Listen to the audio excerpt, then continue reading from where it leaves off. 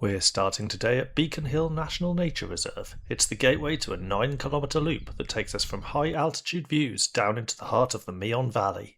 This area is a rare fragment of ancient chalk grassland, often called the European rainforest because you can find up to 40 species of plants in just 1 square metre. It's a quiet morning, and as we head up the track, you really start to notice how much life is tucked away in these hedgerows if you just take it slow.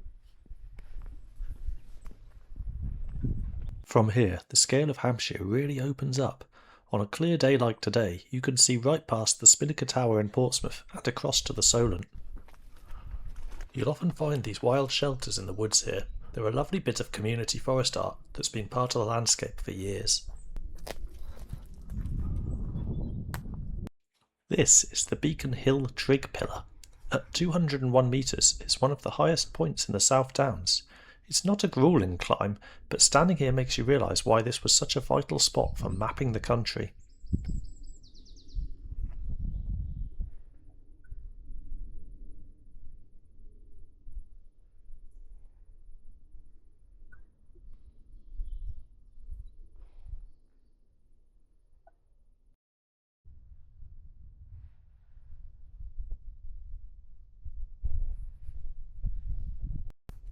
We even met a local on the way down, though he didn't seem particularly interested in the history of the place.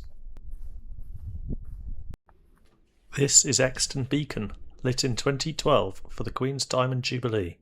Fire beacons have been used on this ridge since the days of the Spanish Armada to send warnings across the country. Looking north now, the view changes. We're moving away from the coast and toward the rolling wooded hills of the Hampshire Highlands.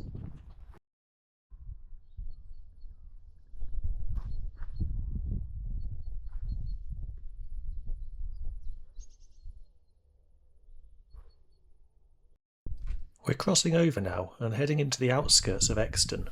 You can really feel the transition from the open, windy hill to the sheltered valley floor.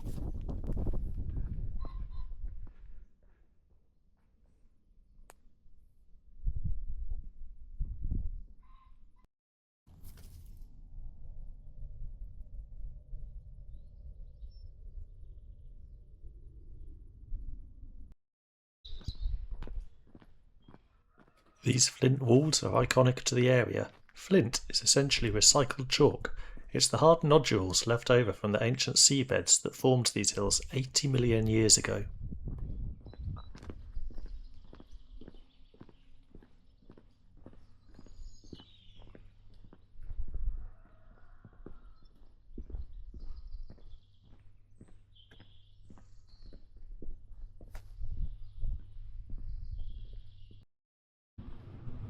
The Church of St. Peter and St. Paul is the soul of the village.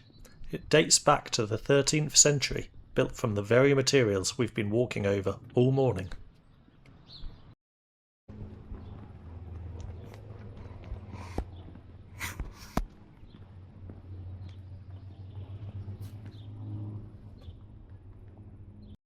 This is the River Meon. It's a chalk stream, one of the rarest habitats on Earth. The water is so pure because it's filtered through the downland we just descended. That same chalk geology makes Exton Park one of the best sites in England for viticulture. The soil here is almost identical to the Champagne region in France. It's a peaceful spot, though the local pheasants aren't always fans of the Chinooks flying overhead from the nearby bases.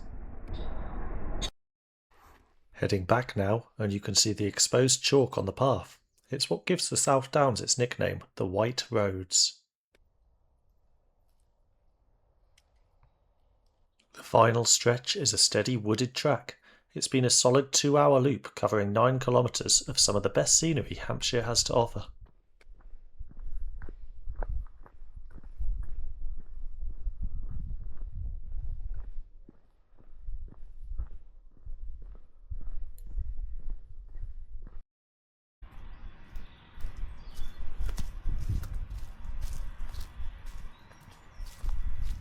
A great walk, a bit of history and a perfect afternoon in the national park. If you're looking for a loop that has a bit of everything, this is it. Please feel free to leave a comment, and don't forget to like and subscribe if you want to see more walks like this in the future.